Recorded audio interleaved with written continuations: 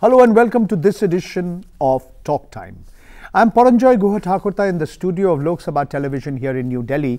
And in this edition of the program, we are going to look at how the police in India needs to be reformed. Yes, we've been talking about reforming the police force for years and years, but very little progress has been made.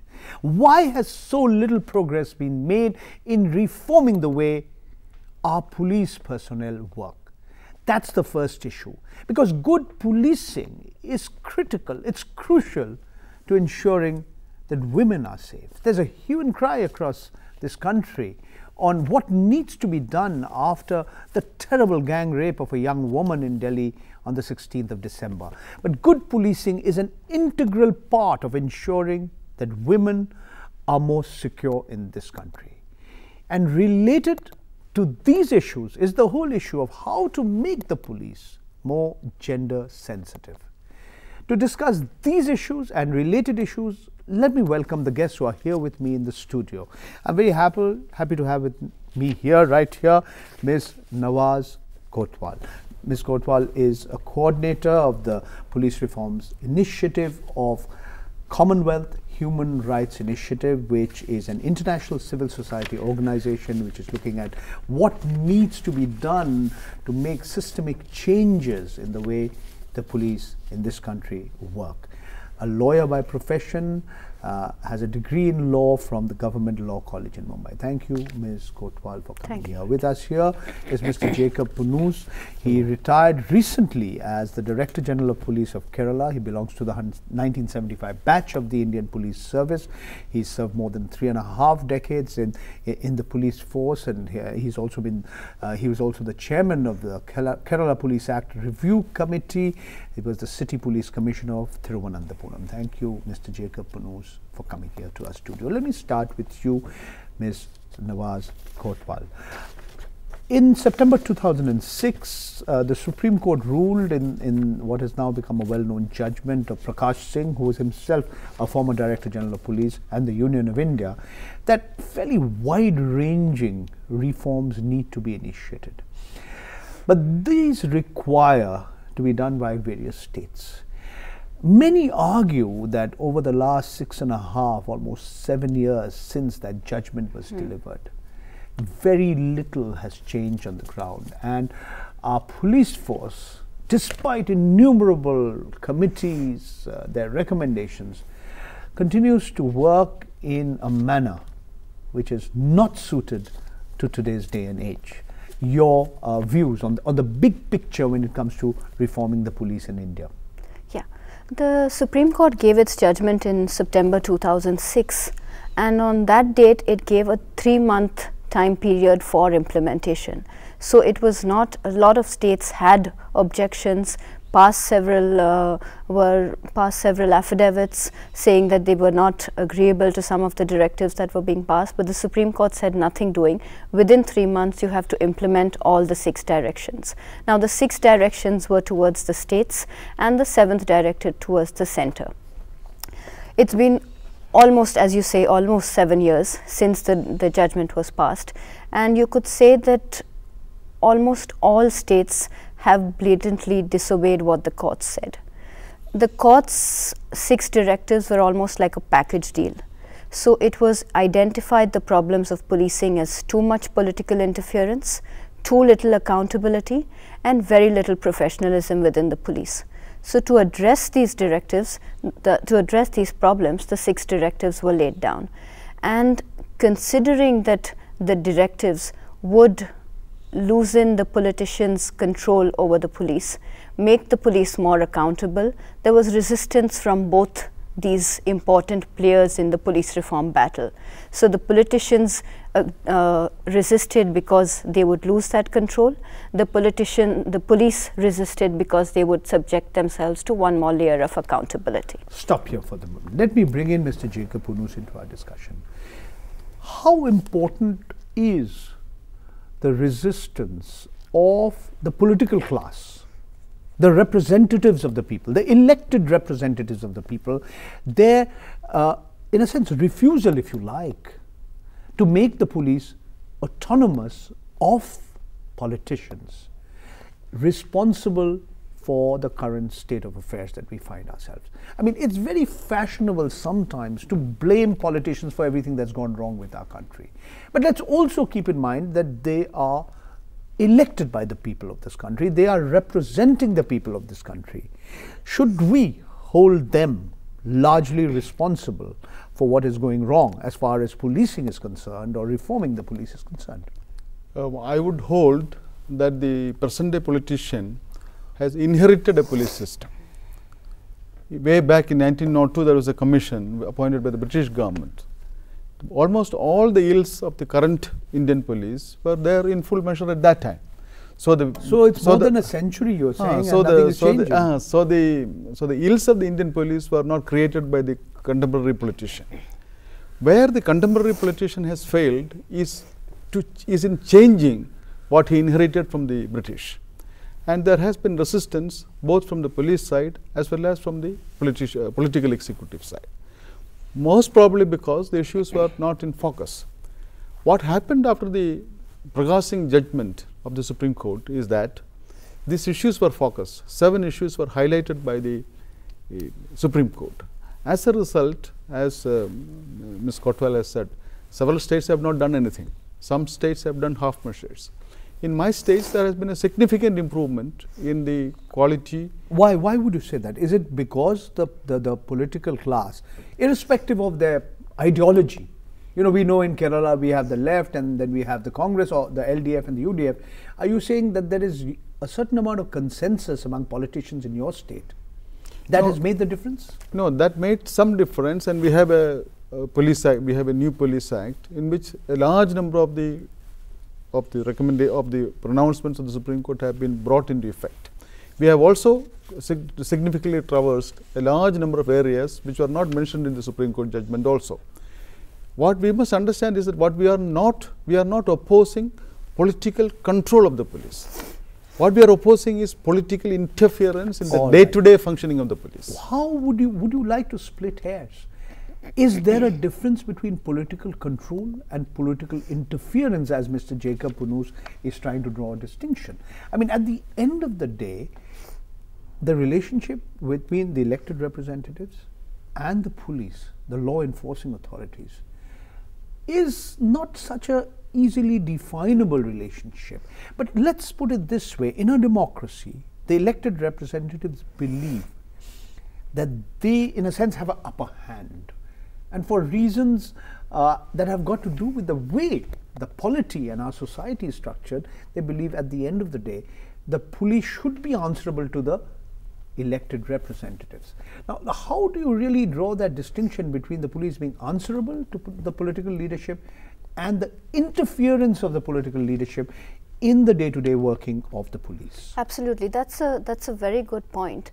And considering that the police themselves is a very, very powerful force, you don't want to completely give them independence or autonomy. So what originally was said, give the police autonomy, is now being replaced by saying let the police have the operational responsibility and let the politician have the supervision over them. So let the politician frame the policies, frame the guidelines, but then give the police the operational responsibility or even the operational independence to implement those policies. So day-to-day functioning of the police should be left to the police, but when it comes to policy setting, yes, that is the role of the politician. All right. Now, I'm asking you another question, Nawaz, and that is that the right to transfer is a very important right, or the right to appoint and transfer, which the politician doesn't want to give up.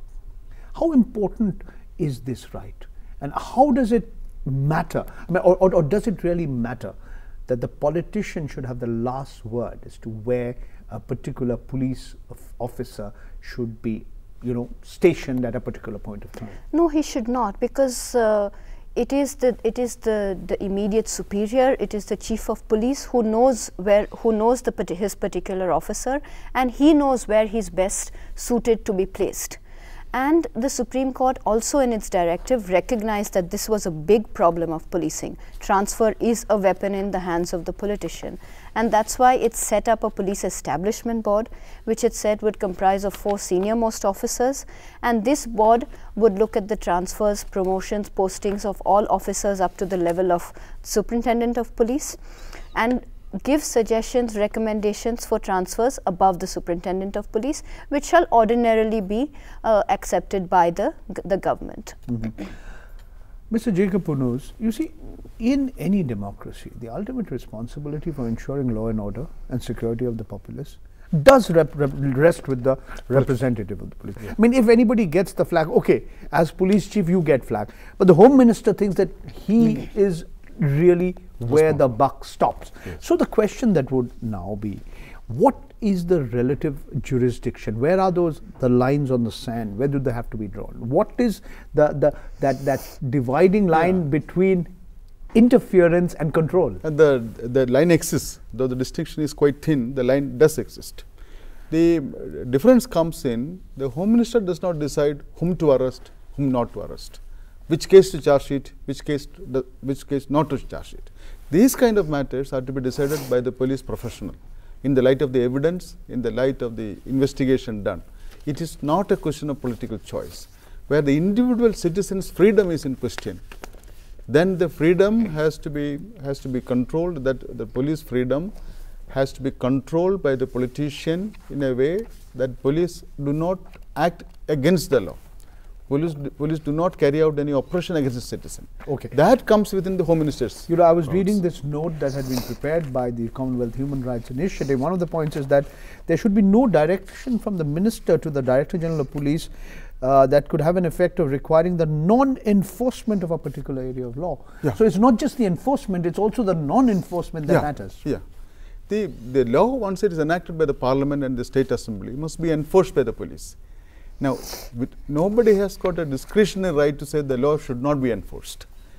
So, this political control does not mean a discretion on whether a law should be enforced or not. And the further recommendations are the enforcement of the criminal law in particular cases and classes of cases and matters that relate to an individual or a group of individuals or decisions on individual members of police.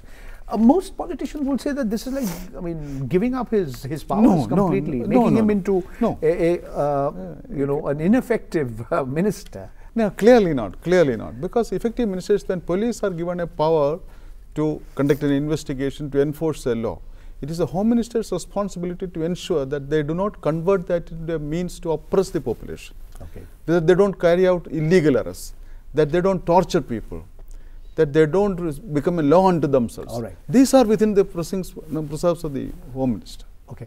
I'm going to get back to you, Nawaz. I mean, maybe you'd like to comment on some of the points that have been made by Jacob Punus. But we also need to move on and we talk about why good policing is important for security of women in particular. And we have a look at some of the issues that have been raised after that brutal gang rape of this young woman in Delhi on the 16th of December and the recommendations of the Justice J.S. Verma committee, which are being debated in the country at present. So I get back to both of you. We take a short break in our discussion and we return to you in a short while from now. Stay with us.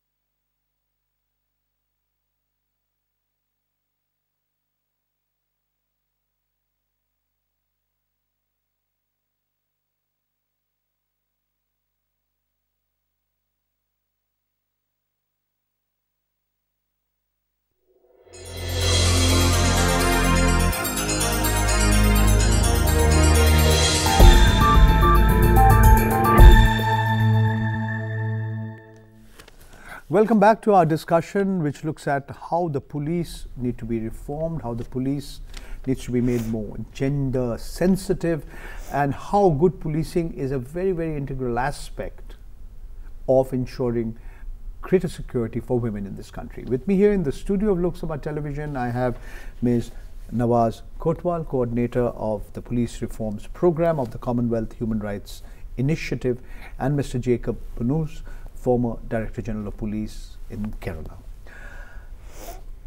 Ms. Kotwal, you know, the point is that this balance between legitimate supervision of the police by the political executive and what you might describe as not so legitimate or even illegitimate influence, interference. You know, I mean, we are here treading on very, very, sort of grey area, the dividing line between what is good superintendence, good control, and, you know, what is clearly interference. And, you know, I'd like you to sort of elaborate on the basis of what we've discussed. You know, how do you ensure that superintendence takes place and not interference? And, you know, I mean, can you do this? I mean, what are the best practices to ensure that this actually happens? Yes. It is like we've said before, it is a very fine line, and several commissions of the National Police Commission, several other commissions that have sat on police reform in the last so many decades have discussed this issue, have suggested very concrete recommendations, and those recommendations distilled into what the Supreme Court directive that they passed in September 2006. The directive which they passed, which was of course based, it was setting up a state security commission, and this commission model of supervision and control over the police is a model that has worked in other countries. It has in the UK it is known as the tripartite model, which has now of course been replaced by a different system since 2012. It has worked in New South Wales, and it has been put into their statutes itself, defining very clearly what the role of the chief of police should be, what the role of the minister in charge of policing should be, and where there is a conflict, then how that needs to be resolved. Okay, how that needs to be resolved, and how all complaints need to go through certain procedures, and, you know, any minister shouldn't have the right to do anything they like with the police. They should go through the Home Minister and so on and so forth. But before I move on to Mr. Jacob Punus, I want you to talk about one other aspect, this whole issue of police complaints authorities. This is one of the recommendations of the Supreme Court. But what has been the experience in India? Because your civil society organization has been argued that they've not been well designed in India. They've not been particularly effective. They've been badly provisioned, and therefore the systems haven't worked. If you could briefly touch on that subject. See, the court suggested a particular model. It said that these complaints authorities should be set up at the state level as well as the district level. It was supposed to be a local remedy to people who had complaints against the police. So it was devoid of all the complexities that a court would have. Just a person could come up, complain against the police.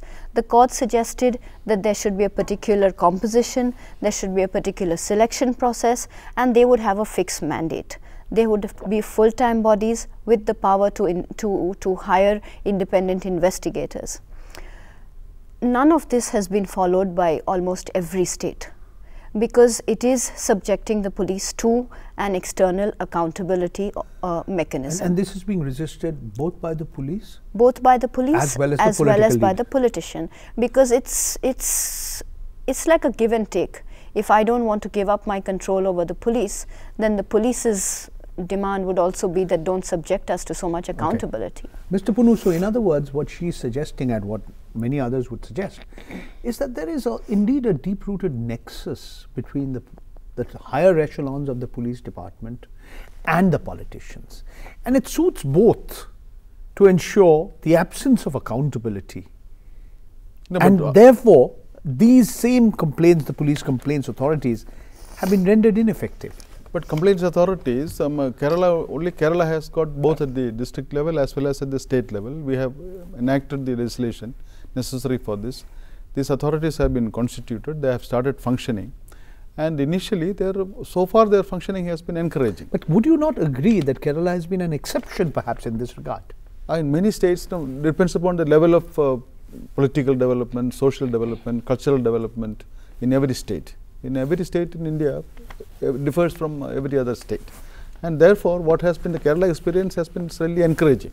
I am not claiming that it is perfect, but it is encouraging, and we are working on how to better this, how to better the performance of the complaint authorities. How would you make some suggestions? No, because these authorities have to function for some time to for us to find out the practical difficulties, and when these practical difficulties are encountered, we can move towards rectifying them.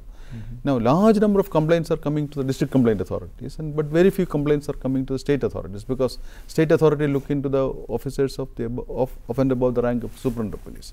So, large number of complaints are coming to district authorities. At the lower level? At the lower level. So, how to make it more effective is a problem it's a challenge which we have to face.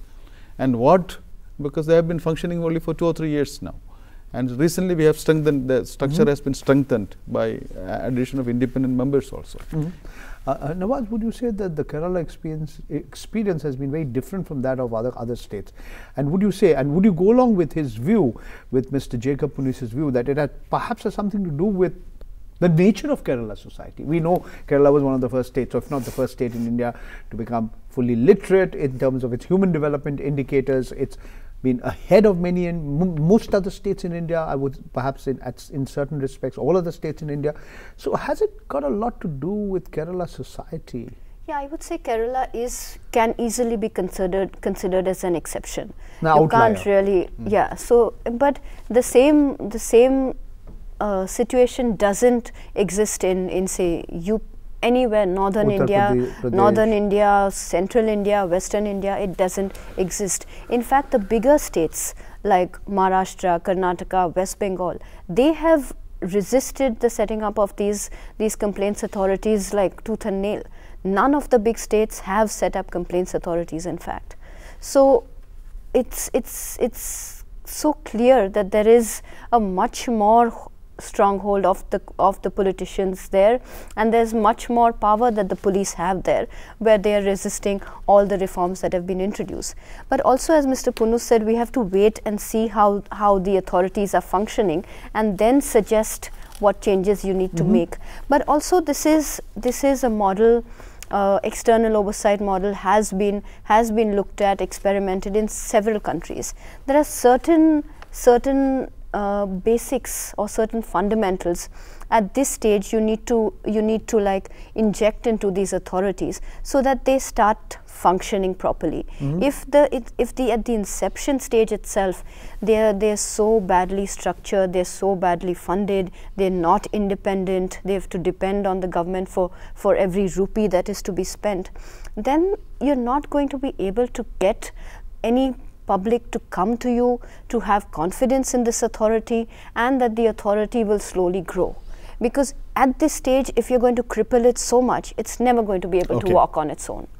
Mr. Jacob Punus, as you rightly pointed out, perhaps in certain respects Kerala has moved ahead of other parts of India. Yes. But Kerala too has had a not so great track record. There have been these terrible accusations and rather high profile cases involving, examples of police high-handedness and worse, and these have happened in the regimes of both the Congress-led United Democratic Front government as well as the Communist Party of India Marxist-led Left and Democratic Front. And in many cases we have number of examples of the police being misused, not used but misused by those who are in a position of power at a particular point of time. So I want you to sort of examine again how do you really draw that distinction between what you might describe, to use a note that they've given, appropriate political direction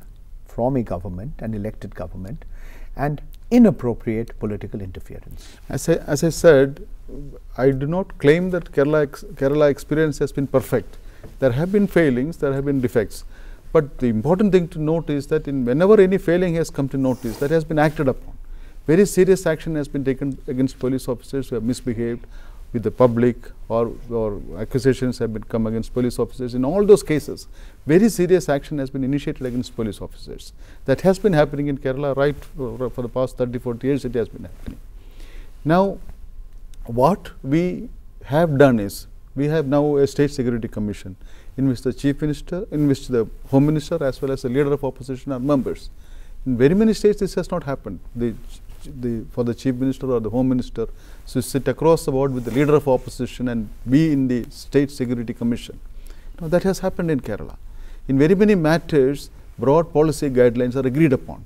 Some of our major policy initiatives like community policing, student police cadet, this has across political spectrum. All political parties are supporting it without any distinction whether it is the ruling party or the opposition party. So, this kind of awareness that what is good for the people, for example, the premise that every citizen should be able to enter a police station without fear, that is a test of his freedom. Whereas in large parts of the country, as I'm sure Nawaz will agree, people are scared of the police, extremely scared of registering a first information report, especially women. Isn't that correct? Absolutely.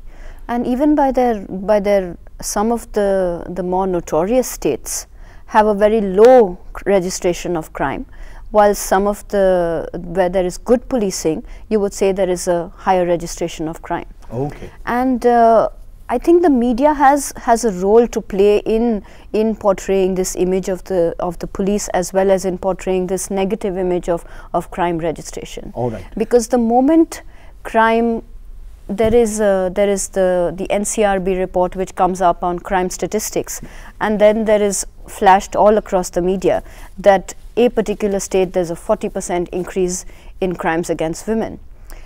What needs to be shown is that crime is always there. It's not that any police have, it's just that the registration of crime has increased, and that would mean that there is public confidence in going to the police station and recording and registering your complaint. Let me stop you here, Nawaz.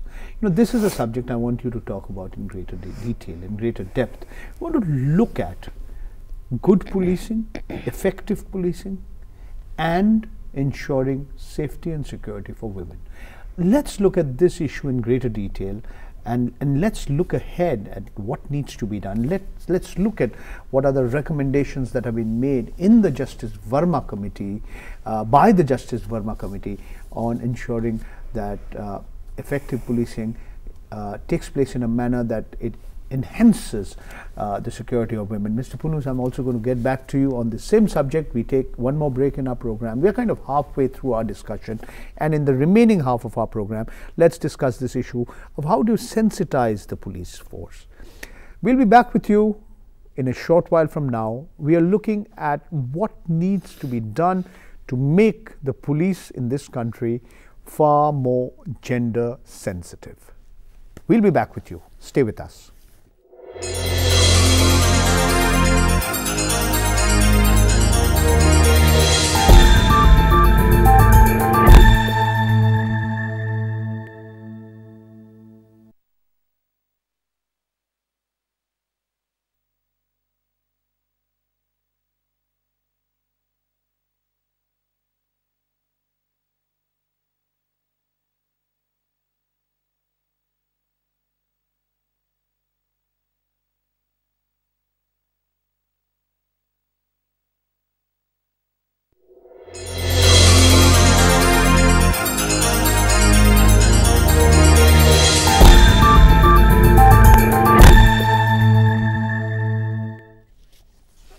Welcome back to our discussion on reforming the police, and in particular we are going to look at why good policing is so essential, so vital to ensure security of women. With me here in the studio of Lok Sabha Television, I have Ms. Nawaz Kotwal of the Commonwealth Human Rights Initiative and Mr. Jacob Punus, former Director General of Police of Kerala. Ms. Nawaz Kotwal, when we talk about ensuring that the police gets far more sensitive to issues concerning women, what would you flag, what according to you are the key concerns in this regard? Is it the number of women who are policemen, or is it the overall mindset of all police personnel, including women who are in the police department? I think it's a mix of both. If you look at the